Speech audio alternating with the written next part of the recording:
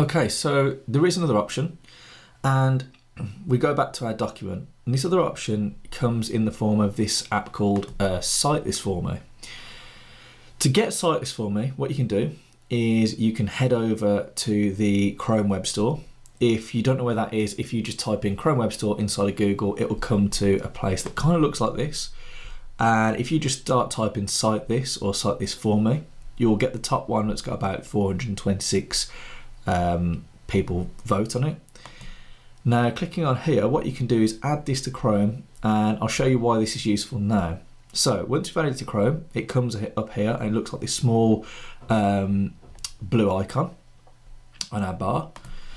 And what I do with this is going back, if I close this, going back to our website.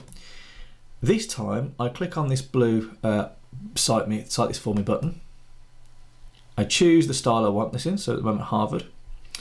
And what I can do is I can click either, I can copy it from here directly and put it in, or, and I suggest this is a good option, is do add to bibliography.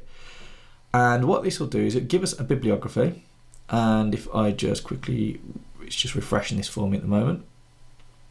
Cite Me is just kind of adding this to here. So if I just quickly refresh, let's close this and just open it up again, add to bibliography. So what this is doing while this is loading currently, Cite Me is basically building up a whole, there you go.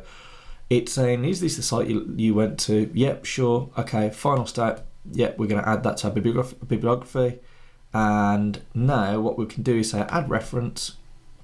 I think I may have added it twice here. And what it's doing is it's adding this to our list, our whole list of bibliography. What we can do is we can keep doing this and we can keep going through. So if I wanted another website, for example, gunpowder plot, let's just take Wikipedia because it's going to be the first one on the list. And again, I click on our blue Cite Me button. I then click add to bibliography. And you can sign into this, by the way, as well, so you can keep this bibliography forever and a continual reference for students, so they can keep adding to it. It's great if you're doing it throughout or throughout a project. And there you go, there's our second one. So I can do this. I can also do things like add a journal, add a book, and then eventually what I can do is either choose to copy this out or download it to a Word file if I want to. But if I just choose copy and paste in this time around, if I just select them both and do copy and paste, then what should happen is we get to, it's just loading for us. It's going to make a page for us that we can actually take these from.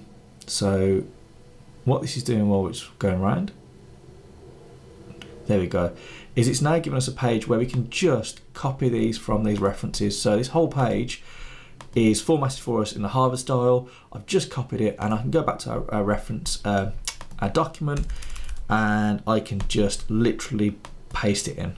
And there's all our references. And that will continue to make a log as you go through. And it's brilliant for websites, it's brilliant for books. Possibly would say it was a preferred method if you want to keep a constant log, if you've got a lot of things to reference rather than just using the Explore button. But it's a good option as well to use this.